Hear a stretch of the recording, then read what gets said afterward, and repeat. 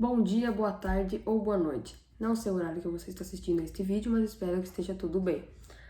Hoje eu vou fazer um vídeo que foi escolhido por uma enquete na aba da comunidade e o vídeo será um raio-x das eleições, onde eu vou analisar os candidatos que venceram para governador estadual e senador, numa passada mais rápida, e analisar também as minhas projeções para a presidência da República do Brasil.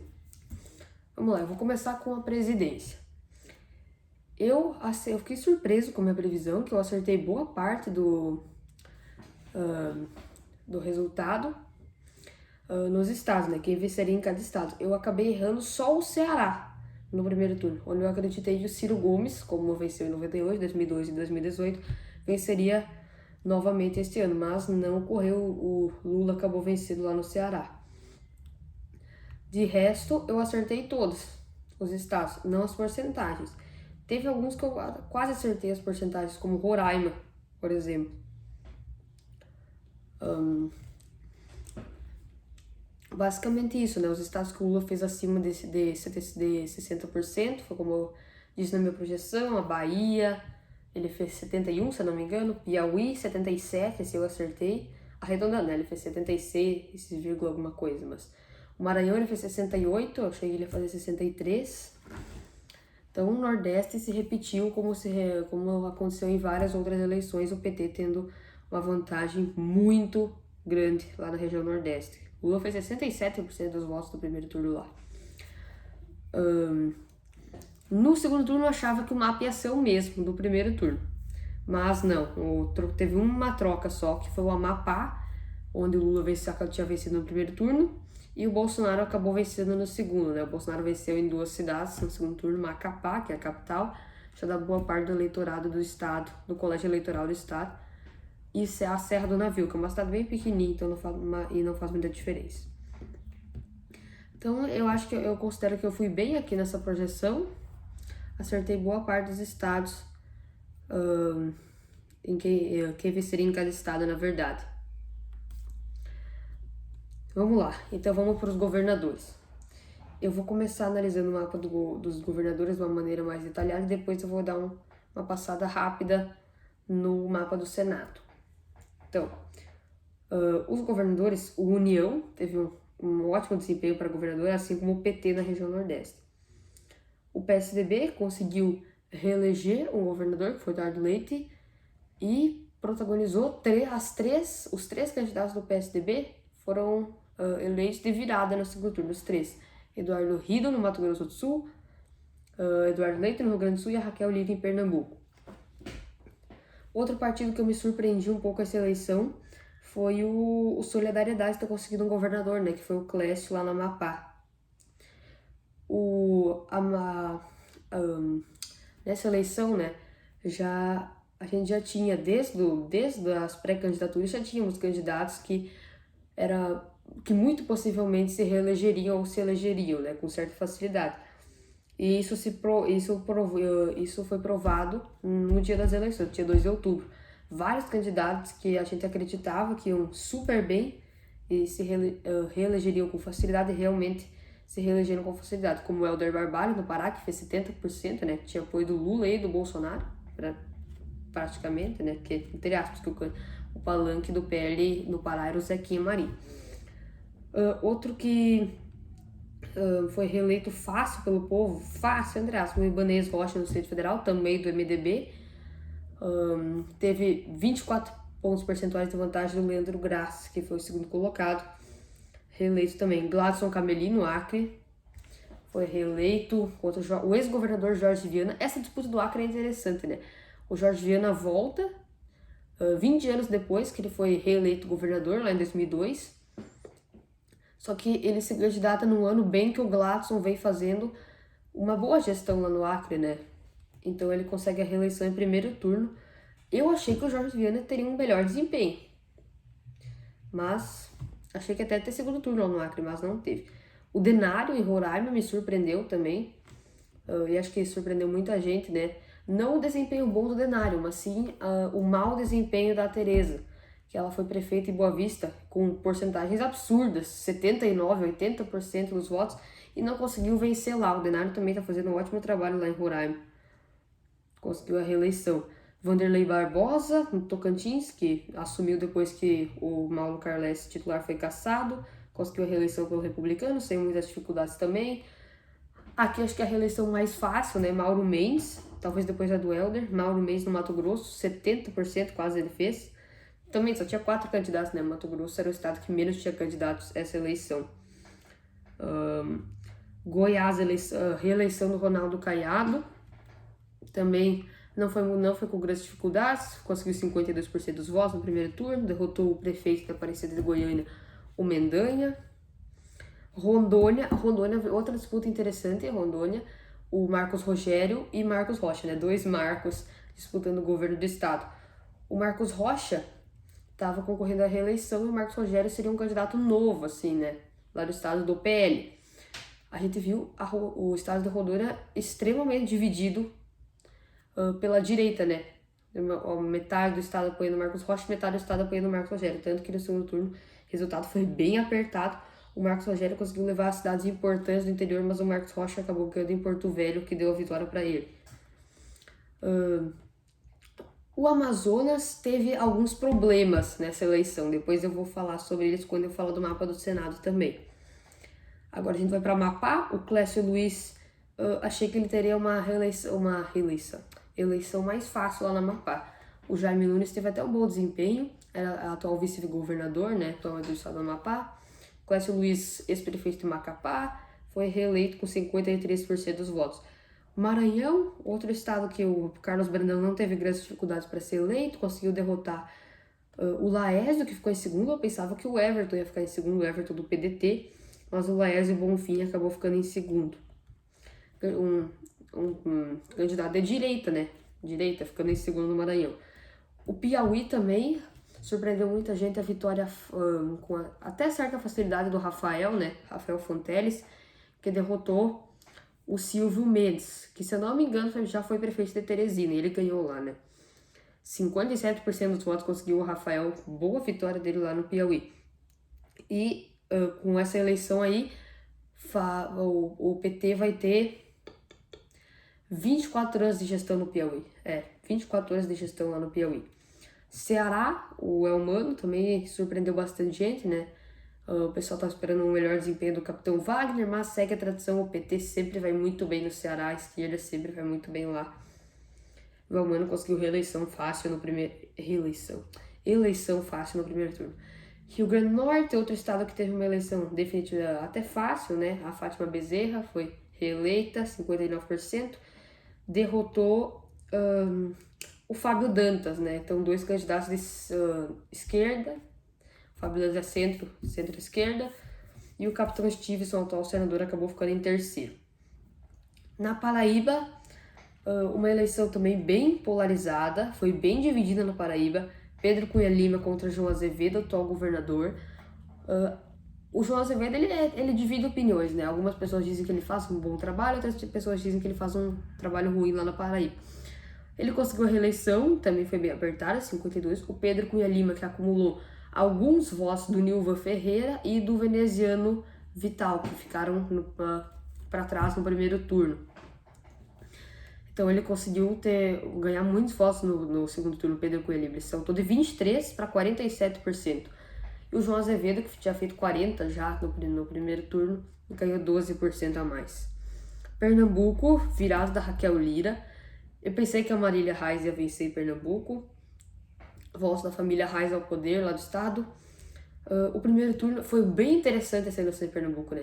Vários prefeitos das cidades importantes do estado, o Anderson Ferreira, lá de Jaboatão, o Miguel Coelho, prefeito de Petrolina, a Raquel Lira, que era prefeito de Caruaru, deixaram as prefeituras para concorrer ao governo estadual, né? Então foi bem polarizada a eleição lá também, bem dividida.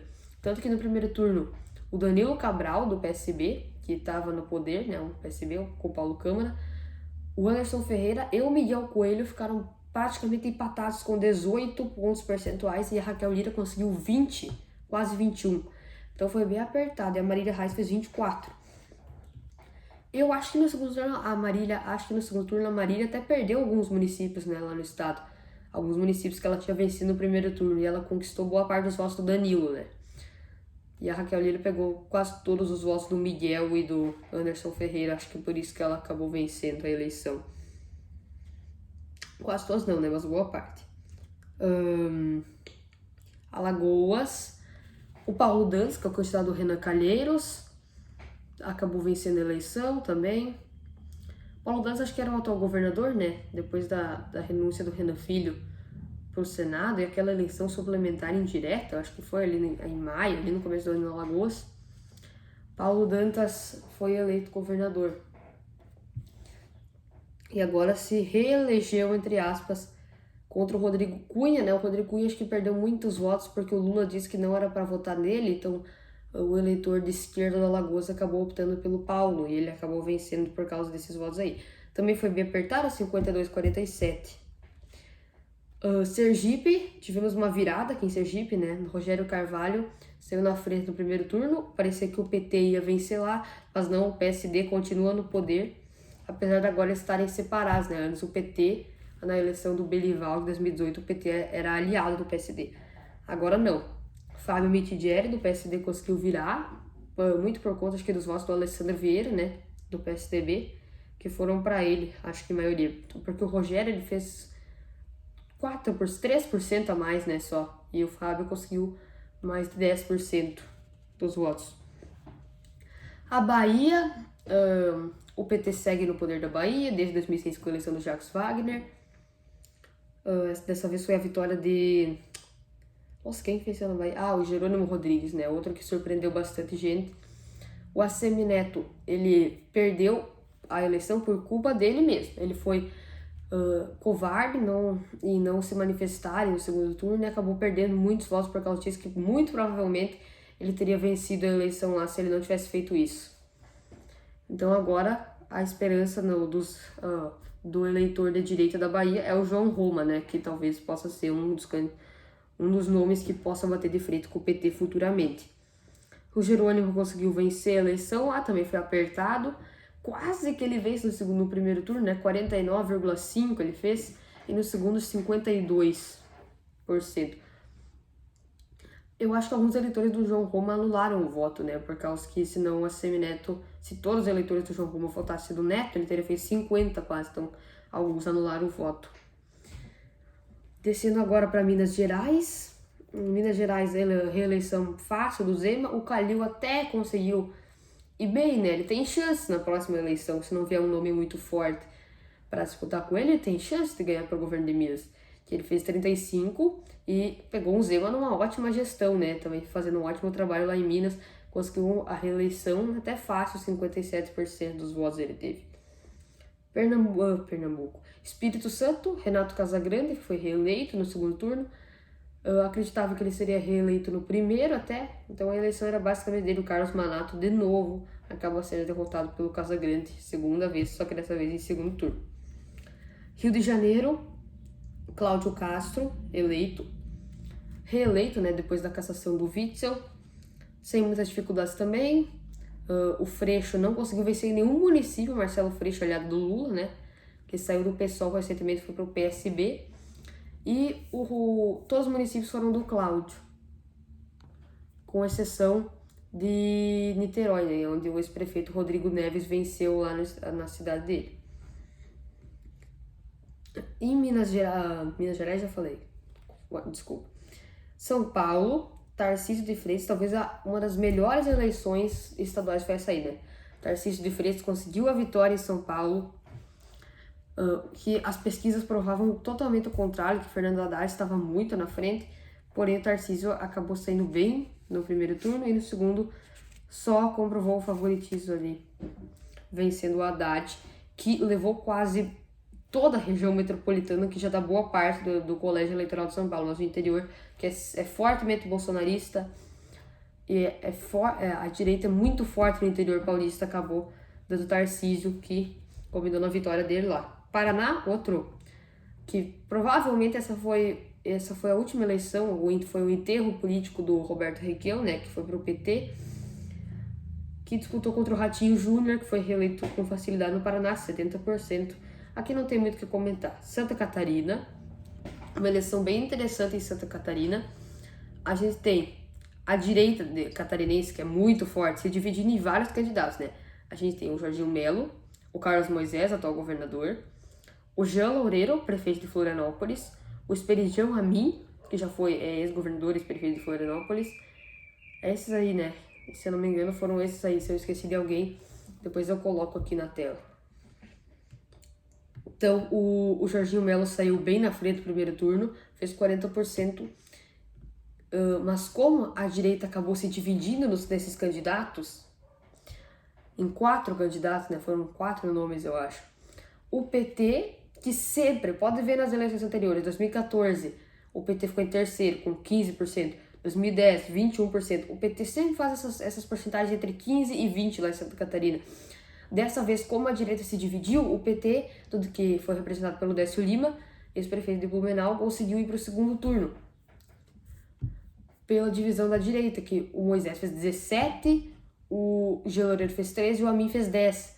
Então o Décio Lima conseguiu fazer 17,4 e foi para o segundo turno em Santa Catarina, o que nem adiantou muito, né? Nem precisava ter segundo turno. Jorginho Melo, 70%, já era indício desde o começo da eleição.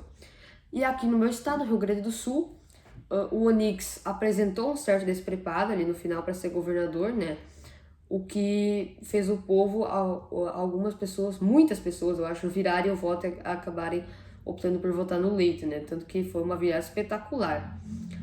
O Leite somou os votos do Preto, do PT, e o Onix acabou ganhando só 5% basicamente, né? Então foi pouca coisa. Eu não imaginava, acho que muita gente também não imaginava que o Leite seria reeleito com... Eu imaginava que ele seria reeleito, mas não com mais votos que 2018, que 2018 a eleição já foi meio apertada. Então, surpreendeu bastante gente também o Eduardo Leite aqui. Agora, voltando um pouquinho no Mato Grosso do Sul, ali, né, tem uma coisa para comentar. O Capitão Contar, que ficou em segundo, foi para o segundo turno, ele estava em quarto ou quinto nas pesquisas, só que o Bolsonaro disse em alguma entrevista ou um debate que o Capitão Contar era o candidato dele no Mato Grosso do Sul, e ele disparou nas pesquisas e foi para o segundo turno. Mas ele ganhou no primeiro turno com pouca vantagem, né? 1% só da diferença. Aí os votos do André Putinelli, Rose Modesto, Tradi, foi tudo se dividindo e o Riedel acabou ganhando com uma certa vantagem até, né? Agora vamos dar uma passada rápida no Senado. No Senado, a gente tem os candidatos de direita, né? Aliás, do atual presidente da República, Bolsonaro, Jair Bolsonaro, tendo muito mais vitórias do que os candidatos do Lula, né, do PT. Aqui no Rio Grande do Sul, vamos começar do sul para o norte, o Hamilton Mourão, do Republicanos, atual vice-presidente da República, vice-presidente em exercício, se candidatou contra o ex-governador Olívio Dutra, que eu particularmente achava que ia vencer. Mas o Mourão acabou vencendo por causa da Serra, essas regiões aí que votaram com o peso dele. Santa Catarina foi o Jorge Staif, que foi eleito senador do PL. Paraná, Sérgio Moro conseguiu ser eleito senador, com pouca vantagem em relação ao Paulo Martins, mas foi eleito. São Paulo, outra eleição que teve surpresas, o Marcos Pontes foi eleito senador. Eu achava que todo mundo achava que o Márcio França ia ser eleito, né? Mas o Marcos Pontes acabou tendo até uma certa vantagem em relação ao Márcio França, dominando boa parte dos municípios do estado. Magno Malta e o Romário, reeleito no Rio, e o Magno Malta eleito no Espírito Santo, eleição bem polarizada no Espírito Santo. Rose de Freitas fez 39%, ganhou quase todo o estado, mas o Magno Malta levou as cidades grandes, né? Aí já ajudou ele bastante a ser eleito. Cachoeiro do Itapemirim, Linhares, Vila Velha, Serra, Cariacica, e só perdeu em Vitória, eu acho. Essas cidades grandes aí. O Cleitinho foi eleito em Minas, Cleitinho do PSC, derrotou o Alexandre Silveira, né, que é aliado do Calil e do Lula, consequentemente. Mato Grosso do Sul, Tereza Cristina, 60%, o Mandetta não teve nem chance lá. Goiás, não lembro agora quem foi o senador eleito em Goiás, mas o Marconi não foi eleito, né? Marconi parece que agora o povo não elege mais ele depois que ele foi condenado por Caixa 2 e foi preso, né? Damares Alves, venceu no Distrito Federal dos Republicanos. No Mato Grosso, Wellington Fagundes, que já havia perdido para o governo do estado na eleição passada, venceu para o Senado com extrema facilidade. Rondônia, também não lembro o nome do candidato do PL que venceu em Rondônia. No Acre foi o Alan Rick, né, do União Brasil, que venceu. Não lembro se foi com facilidade, mas acho que sim até. O Amazonas, agora chegou o que eu queria comentar do Amazonas. O Amazonas parece que quanto pior é a gestão que um candidato faz, eu vou ter que dar um pouco de opinião aqui, mas parece que o Amazonas, quanto pior a gestão que o candidato faz, mais o povo vota nele. Tipo, o Wilson Lima. Olha o Wilson Lima. Ele fez uma péssima gestão, né? De 2018 pra cá. E o povo elegeu ele. Tudo bem que os candidatos eram o Eduardo Braga e o Amazonino Mendes, que já estão ultrapassados até, né? Mas tava difícil essa eleição no Amazonas para governador. E para senador a mesma coisa, né? O Omar Aziz, que falam, né, que ele roubou, ele desviou dinheiro. Não sei se é verdade, mas o vice dele, né, o José Mello, que foi eleito governador depois dele, foi condenado e foi preso. Então, tanto que teve até eleição suplementar lá no Amazonas em 2017. O Omar conseguiu ser reeleito senador do Amazonas. Parece que o povo do Amazonas, quanto mais o candidato faz a gestão ruim, ou desvia dinheiro, ou tem corrupção, mais o povo vota nele. O Coronel Menezes, né, que disputou contra o Omar, venceu só em Manaus.